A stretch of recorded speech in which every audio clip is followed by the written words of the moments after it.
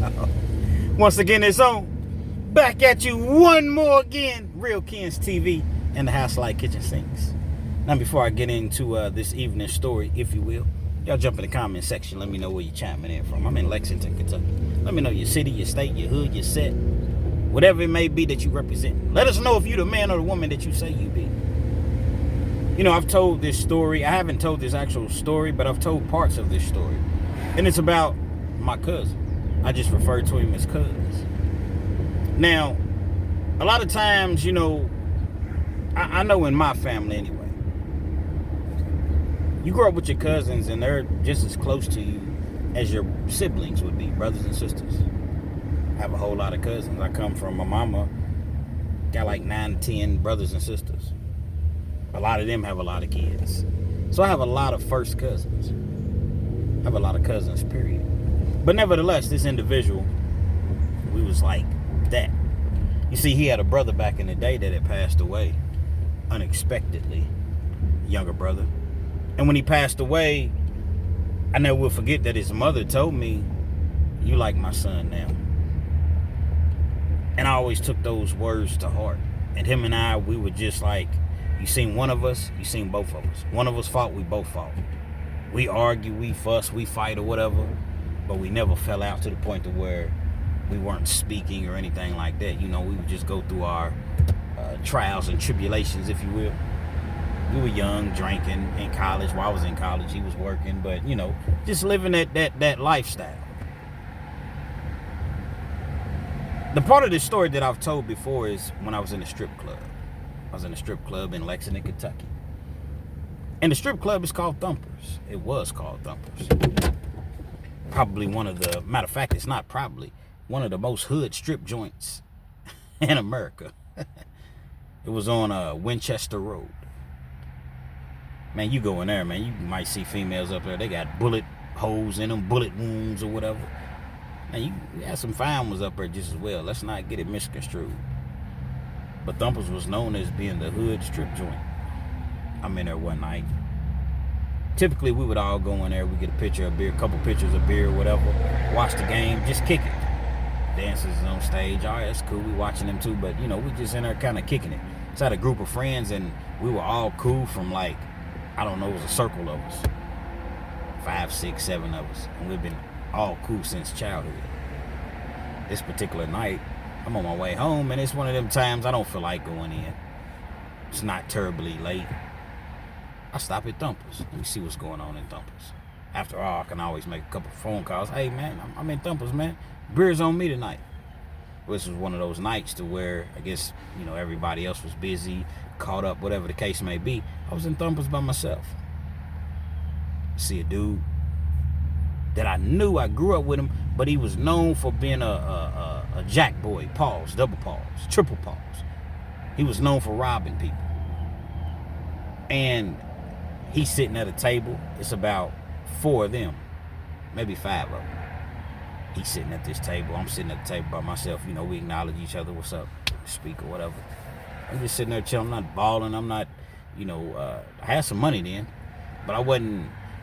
The thing about me is this. When I go to strip clubs, which I haven't been to a strip club in probably 15 years, but when I did go to strip clubs, I wasn't giving them my money like that anyway. Yeah, I might get a little table dance or, you know, $5, buy you a little drink or whatever, but that's it. I'm not giving you my money. I'm not. Not to knock anyone that does, not to knock any strippers, because I understand that it's a hustle. You got to make your money. It's just not for me. Wasn't going to happen. And so I'm sitting at the table, I'm chilling or whatever, and I go to the bathroom. The bathroom's in like the very back of the club. And you got a front entrance, and then you got a back entrance. The back entrance is by the like the dressing room. Then the bar's towards the back. You got the ladies and the men's, you know, restroom. But if you continue to go straight, you'll go right out the back door into the back parking lot. I guess this individual that seen me, he was a twin. I'm going to just refer to him as twin. He seen me, so he got up. And he started to proceed to the, you know, the back of the club or whatever. He comes in the bathroom. What's up, fam? What's up, family? That's what he always say. What's up, family? Not family, family. F-A-N-L-Y. Y'all jump in the comment section. What's up, family? Yeah, what's good, man? What's going on? I knew this dude was always known to be up to no good. So although we grew up together, that didn't mean nothing. Us growing up together don't got nothing to do with the price of tea in China. Respectfully. He's like, hey, bruh, I think me and my partners, we can get a ride, man. We rode our bikes and it's raining. Y'all rode your bikes and it's raining, so you need me to give you a ride. What you gonna do with your bikes? This is what I'm thinking in my mind. Bro, I ain't even drive, bro. You know what I'm saying? I got dropped off. I'm waiting on my peoples. Come on, man. Bro, I didn't drive. That's what's up. That's what's up. I knew something was up at that point. I'm tripping, man. I'm tripping. So I go back to the table. When I go back to the table, every time I look up, they staring at me. You know how you look up and you just see that individual, you can feel the eyes. The heels have eyes. You can feel the eyes on you. I wanted to make sure that I wasn't just being, overly paranoid or what have you. So, I sit there, I chilled, got another drink or whatever. And I evaluated them and I watched them watch me.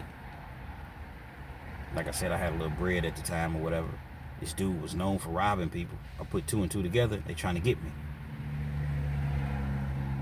They definitely trying to get me. As soon as I walk out this door, they probably gonna follow me out the door. I don't got no strap or nothing with me. Man, what am I gonna do? Pick up the phone and call Cuz. Man, I'm at Thumpers, man. Twin them, you know what I'm saying? They sitting at the table. I don't feel right. I feel as though they trying to get me, man. I feel as though they trying to rob me. He was like, what? You at Thumpers? Yeah, man, I'm at Thumpers, man. Damn, I'm sitting here with my lady, man, but don't even trip, cuz I'm on my way. Hear his girl in the background going off. What you mean you on your way? You gonna leave out of this house? We supposed to be having movie night, date night, and you gonna leave out of this house to go meet your little punk cousin or something like that? I didn't know she felt this way. I ain't have a clue she felt this way. Now, this was his lady. She was living with him at the time, and she was going ham. Going absolutely berserk.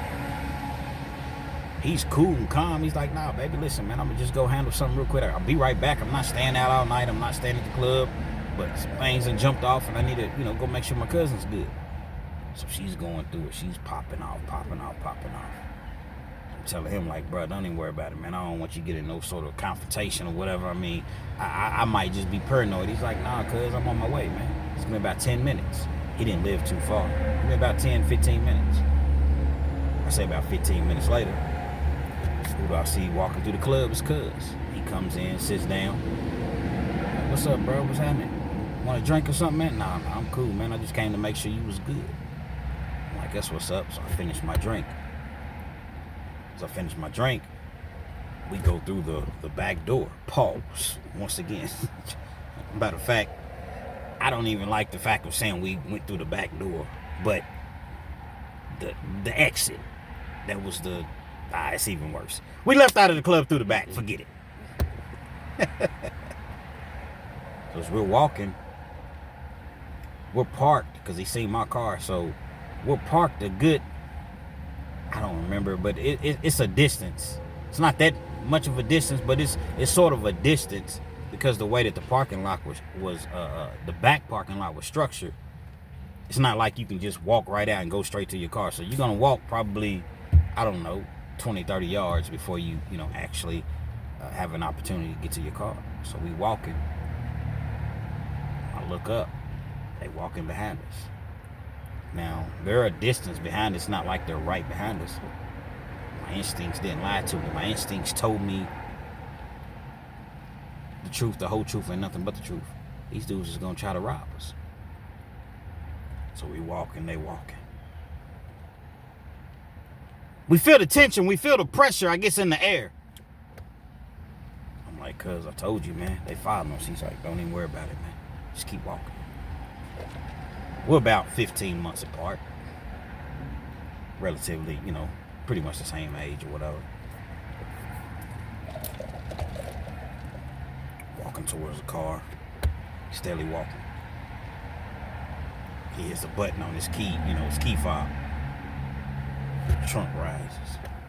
Had a white Chrysler, clean, pearl white. Had some rims on it. I don't remember the type of rims, but he had some nice rims. I think they were factory though, but they were nice rims. Dark tinted windows. Trunk pops, as I mentioned. Walk closer and closer to the car. Once we got to the car, all you see is just a pump, a shotgun. That's all that he had. The trunk was totally clean, like when you buy a brand new car. That's how the trunk looked. That's all he had in the trunk, was that shotgun. We sitting there for a second. And we're getting closer and closer. Like I said, it's about 4 or 5 of them. We know it's going to go down because at this point, they close enough to us to where they going to potentially be like, hey, yo, what's up? What's happening? Get it out. You know what it is. My cousin calmly reached over to the trunk, pulled that pump out. What's happening? We got a problem? We got a problem? They all, Joe, whoa, what's up, cuz? What's up, cuz? That was calling him by his real name, but I'm going to just say, refer to him as cuz, no disrespect to any organizations. It's just what I went by, he's my cousin. What's up, cuz? What's up, cuz? I mean, you tell us. What y'all trying to do? What y'all want to do? Oh, come on, cuz, man. We all grew up together. It ain't nothing like that, man. We was just, we was just walking in the same direction y'all was walking in. Yeah. Y'all was walking in the same direction we was walking in. I'm just saying, I ain't even saying that. I want y'all to keep it moving, man. Keep it moving. Pretty calm situation. Wasn't anything too over the top. They continue to keep it moving. I jump in my car. He makes sure I'm good. He jumps in his car. He goes back home. Everything's cool. No foul, no harm. He gets back home. And he's going through it, man, with his girl. He ain't been gone number probably 30 minutes. He told her, I'll be right back, baby. I just need to go handle this. And she is going absolutely bonkers. I called him, make sure that he got home or whatever. Yeah, I'm cool, cuz. But I just hear her in the background. They get to the point to where they're arguing back and forth. And again, cuz is not really one of those individuals that argues too much. He's trying to find a solution. He don't got time to be sitting there just trying to argue with you all day. Finally, she says the unthinkable. Yeah, you think so much of your cousin. You put your cousin above me. You put your cousin above everybody else. But what you don't know is I effed your cousin. Had sex. In other words, I effed your cousin. Cuz was like, what? You lying? Yeah, we did it. He came over here one day, you wasn't here. And he effed me, and it was good. Cuz he don't know what to think. He don't say anything to him. We don't talk for a couple of days, but I'm not even knowing what's going on. I noticed that we talk every day. I hadn't heard anything from him 2 or 3 days. What's up, cuz? He finally answers the phone. What's up, bro? You all right? You good? Yeah, I'm good. But I could tell, you know how when you're trying to talk to a person and they got an attitude, they got a problem with you, but you don't even know what this problem is about. What's up, bro? You good? You straight? Any other time they go, oh, yeah, man. What's happening, man? What we doing tonight? That wasn't the mentality. That wasn't his attitude. What's up, cuz? You good? Yeah, I'm straight. That's what's up, man. You ready to go out tonight? Hit this strip club? You trying to hit this club and kick it? And I'm good, man. Damn, cuz, you sure you straight, man? I'm straight, man. I'm good. I knew that it was a problem. I just didn't know exactly what it was. Fast forward a couple weeks later. We end up finding ourselves in another situation. Police was on us. We had been doing some things we wasn't supposed to be doing with the counterfeiting. We was at the club one night. Partner Omar comes up to me. We both knew Omar. He said, hey, bro, I don't know what's going on. We had a business. We sold the water filtration systems, water softeners. Softens the water, so when the water comes out of the showers and the faucets, it's soft water. And it also gets the crystals out of the water, so you're drinking good, clean water. We had a business front, brick and mortar, and right next door, his brother had a barbershop. I said, bro, I don't know what's going on, but 2 detectives, they done been over it twice today. One time I was here, I was there, and another time they came in and they were asking questions about the owners of this business, you all's business. I'm like, word? So, I wouldn't lie to you, man. Automatically, I know what they're looking for. They're looking for the computers. Somebody done said something. The computers got all type of dirt on them, because that's like when I would do the counterfeiting, I would make them on these computers. It's probably about 12:30 a.m. We at the club, we finger popping, we, doing our thing, we having fun. It's ruined the whole night. We had 2 bad honeys too, man.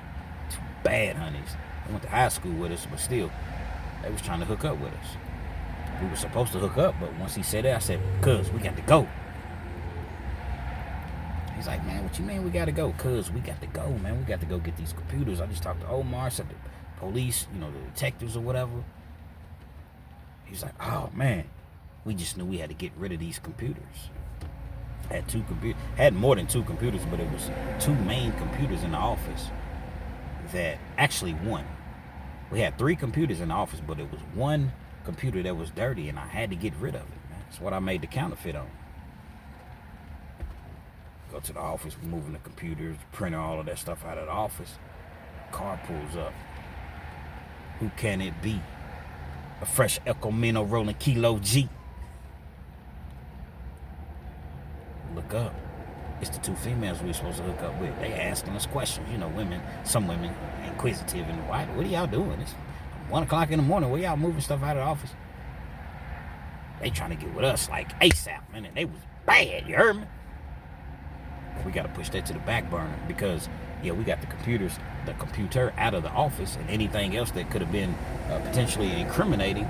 But now we got to figure out what to do with it. Where we going to destroy it at? I'm not taking it home. This computer is charging to the game. This is getting destroyed. So we got to explain to them we can't hook up with them or whatever. They looking at us all crazy like, what's wrong with y'all, man? Turn us down. But our freedom is a little bit more important than what you got going on right now. Y'all rock with me. We end up getting rid of the computer. One thing led to the next. It hit the fan. Right when it hit the fan, Cuz and I, we ended up getting into like a little argument or whatever. He said, hey, bro, let me ask you something. It really wasn't even an argument. Let me ask you something, bro. I'm like, yeah, what's up, man? We sit in the office one day. I never will forget. Cuz was way, way bigger than me. Way more skilled with me. He could use his hands. He knew at karate. He could, Cuz was probably, I don't know, because he had gained a lot of weight at that point, but he wasn't real sloppy with it. Cuz was probably a good 250. And he's about 5'11". Literally 5'11", but he was a heck of an athlete in high school. Yo, girl, man, remember that night, at the strip club or whatever, and I came and, twin them? I'm like, yeah. At this point, this is like over a month ago, month and a half, 2 months. But she told me what y'all did. I'm like, huh? She told me what y'all did, cuz. She told you what? I don't even know her. What do you mean, what we did? So you don't know her, huh? I don't know her, dog. I know her from when I see her over here, but other than that, she don't even halfway act like she even like me. She ain't never said nothing to me, but just the demeanor and the disposition that she has when I come around. She told me y'all had sex, man. Why would you do me like that? You gonna have sex with my girl? I'm like, whoa, this has got to be a joke, right? This has to be a joke. Does it look like I'm joking? Thought I wasn't when I was. Why would you do me like that, cuz? This is my girl. I'm gonna marry her, man. I plans of marrying her. You gonna, like, you dead serious. like, dog, we can call your girl right now. Matter of fact, we can go to your crib right now, and I look in her face and say, now, say to me what you said to him. So she's just making this up. Bro, she's clearly making this up. When have I ever been over your house? Or when could I have ever hooked up with her? You always with her. How could I possibly hook? Why? And plus, why would I do that? That's your girl. You my cousin. I'll never do nothing like that. I was like, I don't even halfway even like her, for real. I'm just respectful because she's your girl, and I don't want to disrespect your girl or anything, you know, of the sorts. But I always hear her running her mouth and always got something slick to say, and she mad when you leave the house, and she's always making these little references, you know, because when you come out and hook up with me, she just has a problem with it. She wants you to be up under her 24 hours a day. I'll put it on my life. I ain't never did nothing with that girl. I just don't know why she would lie, dog. Well, that's something that you have to figure out. That's something that you have to ask her. You coming to me as though I ain't did nothing, man. Nothing. I ain't never flirted with her. I ain't never had no dealings with her whatsoever. Police is already on our trails or whatever. I look up. They come and get me one night. They finally come and get me. They finally make their move. But they do a sweep. It's about 12, 13 of us, 14 of us. I'm the last one that they come and get. They come and get me. I see cuz in the assessment center. The assessment center is where they take you at in the county. Like when you first go to the county jail, right? You might sit in a little waiting area for a few hours. But then if you don't make bond, or because you're waiting to see pre-trial, see if they're going to reduce your bond. See, in Kentucky, there's no bail bondsmen and there's no automatic 10%. So if your bond's 20 G's, guess what? You better have 20 G's. There's no 10%, which is $2,000, unless the judge reduces it to that. So as I mentioned, you may sit in the little waiting area or whatever for a few hours, but then once they see you're not going home or it's been too long, they're going to send you on up. They're going to send you to the assessment center. You're going to sit in that assessment center for a day or two, sometimes 3, until they send you to your permanent cell. You know, from inside the jail somewhere. I end up seeing cuz late on that night. He got this they give you these green jumpsuits. And I remember, man, his jumpsuit was all tight on him. He's looking at me like, what's going on? I don't know what's going on either. Come to find out, they done hit us with the state RICO. That's why I know so much about the organized crime charge, criminal syndicate. In the feds, they call it RICO. In the state, it's just the organized crime criminal syndicate. But essentially, it's very, very similar. 5 or more people. It takes 5 people in the state. 5 or more people. They come together and engage in criminal activity on a continuous basis. It says 12 or 13 of us in there. They got a sweep going on. I can't even believe he's in there because ain't never really been in no trouble before. And his parents, man, they're not rich, but they got some bread. They gonna ride for their son. Their son gets locked up, man, they coming. So I couldn't even believe that he was still in there. He ends up spending the night in jail or whatever. But like I said, we weren't in the same area, but the times that I did see him, we would come out and get our food tray or whatever. He's looking at me, looking for explanations. I don't know what the heck is going on. I don't know what is going on. Majority of these people, I don't even know who they are. I ain't never even seen them. I ain't never, none of that stuff. He ends up getting out the next day. I don't know if the judge reduced his bond, whatever the case may be. His people had a lawyer down there for him the next day, and he got out. Me on the flip side, man, I done been in so much trouble. They're not trying to reduce my bond. I'm just in there. I typically don't have to sit in the county jail long. That's one thing I'll say, like, if I catch a case or something like that, usually I'm gone. I don't never really have to do no county jail time. I always make bond. My bond was $37,000, full cash. Third time that I've dealt with this judge, man. They got me on a superseding indictment, which means they bypassed the whole district court and it's straight to felony court. They already had enough evidence. I was already indicted, superseding indictment. So that's why when they did the sweep, everybody was already indicted. But see, they had to indict the other individuals in order for it to be 5 or more people to support the charge. All the individuals that were going to cooperate, they were going to drop that syndicate charge against them once they got on the stands, if I went to trial, or once they did the signed statements or whatever, as long as they cooperated. But if they didn't, they would be charged too. I'm sitting in the county jail, $37,000. Man, judge won't reduce my bond for nothing. We trying to get it down to 10. They get it down to 10, I can get out. Won't do it. One day I come in the courtroom. It's about 7 months later. Judge Ishmael. Third time having the same judge. We got 5, 6 other judges, circuit court judges, and I continuously get him. I feel as though it was biased. He already knows my history. He don't like me, plain as day. Mr. Kens, I'm in a pretty good mood today. I'm feeling pretty good. I'm thinking he's gonna lower my bond to the 10, to the 10,000, 37,000, 10,000. I ain't never missed court. I ain't never, none of that stuff. He lowers my bond to 25,000. 25,000 in my mind, you might as well kept it at 37,000.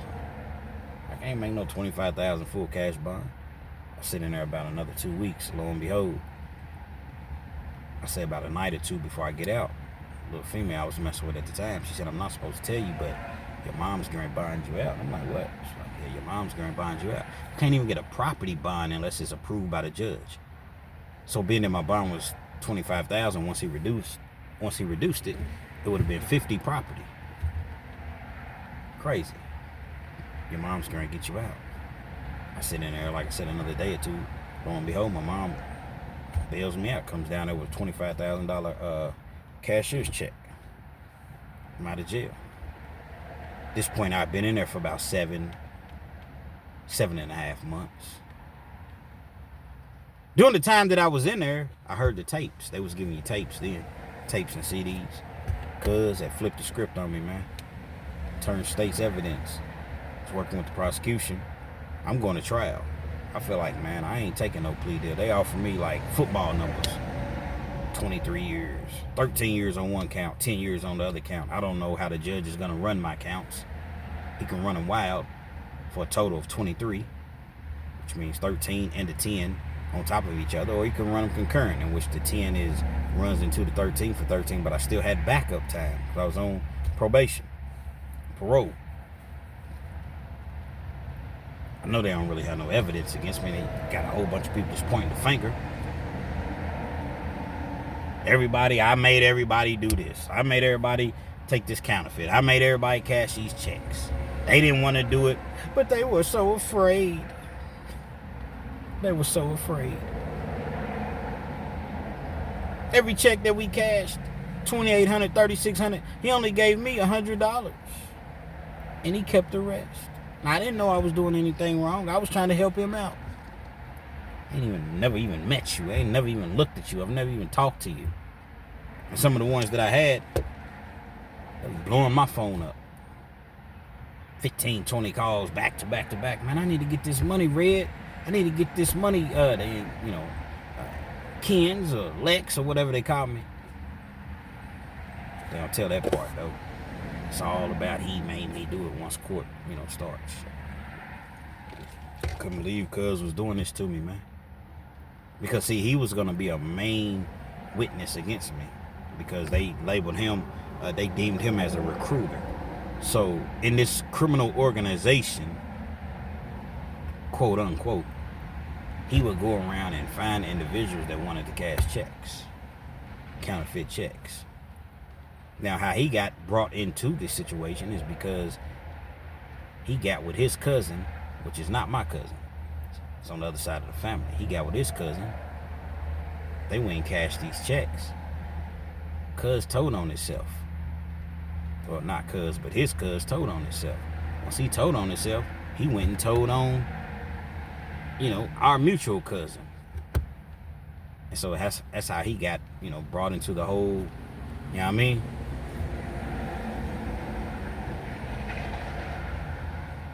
I'm at the club downtown one night. Like I said, I'm out on bond. I see Cuz. I'm like, what's up, man?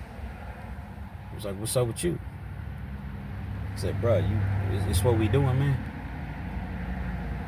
Like, we supposed to be like brothers, man. This is what we doing. Nah, bro, it wasn't even like it. First of all, you was dead wrong for knocking my girl off. See, it all came back to what his girl said. You was dead wrong for knocking my girl off, dog. I trusted you. See, oftentimes, man, people will victimize themselves. They would be dead wrong, but they would play the victim. I've done it. I'm like, dog, I already told you, dog. You gonna believe what she's talking about over me? When I told you, man, I ain't trying to hear that, bro. Why would she lie? Why would she lie, dog? You knew I was gonna marry her. Staging one. See, we call it staging in Kentucky. We call it staging one. Like, for instance, if you know you want to go out to the club one night, you want to go hang out with your partners, but you done told your girl that you was gonna hang out with her, or she's already complaining, had already been complaining about you not staying home and spending. I just need quality time. I just need time. Again, you trying to go kick it. You come in the house, man. You find the least thing to complain about. Damn, man. Got all these dishes in the sink.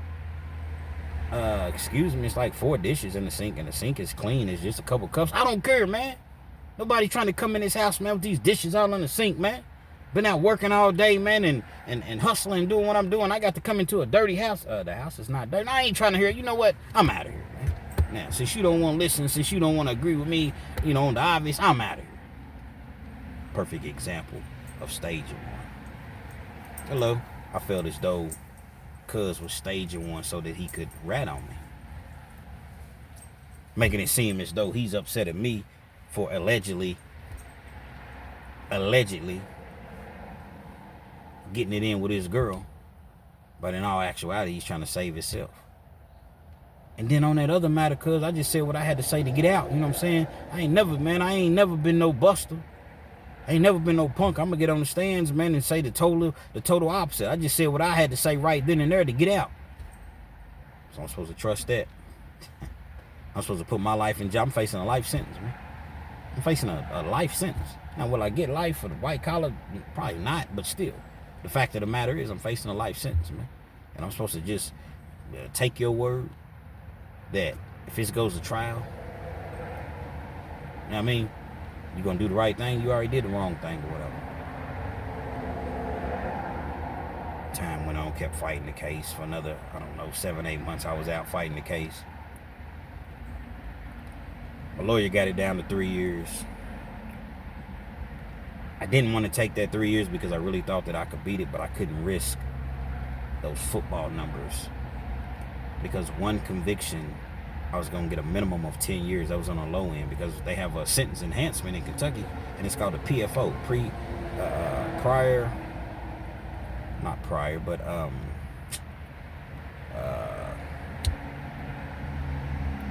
can't think of PFO as far as what it stands for. But basically, it's just it's a sentence enhancement. So if you've had one prior, it'll enhance your sentence 1 to 5 years. Jury comes back, we recommend 5 years, and they go into the second phase of the trial, which is the sentencing phase. They see that you have a prior. Well, that 1 to 5 turns into 5 to 10. You got 2 priors. That 1 to 5 turns into 10 to 20. That 10 to 20 turns into 20 to life, depending on what type of charges that you're facing. I couldn't risk it. 3 years, you do 7 months before you're eligible to see the parole board on a 3-year sentence. I had already done, 8 months pretty much in the county jail. And then by the time I went back, after I took the plea deal, I had another couple months in, so I was eligible for parole just like that. So I ended up having to take the 3-year sentence.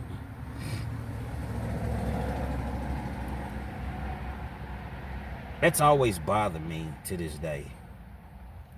That this woman, she's supposed to have been a woman, would lie on me like that. This woman helped contribute a rift between my cousin and I, in which to this day haven't spoken. This was 2006, 2007. We caught the case at the end of 06. I ran into him in 07. It's the last time I seen my cousin, my blood cousin. Like, we really was rocking together every day, man. Nearly 20 years later, man.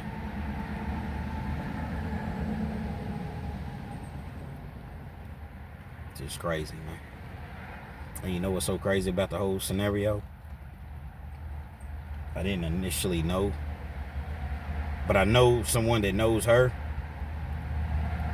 When I say her, the woman that lied on me, they're married to this day. You cut your cousin off. You basically cut your cousin off because of what she said.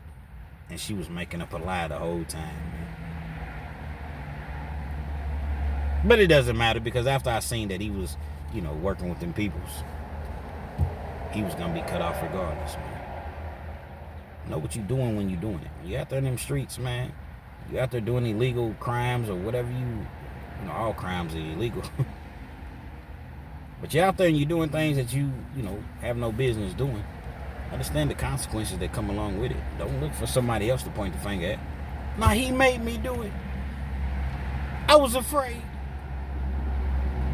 I didn't know what I was doing was wrong. There's cameras everywhere. There's an eye in the sky wherever you go. Understand, somebody's watching you. No matter what you do, where you go, mask on. A lot of times that don't even matter. With this technology that they have, somebody's always watching you.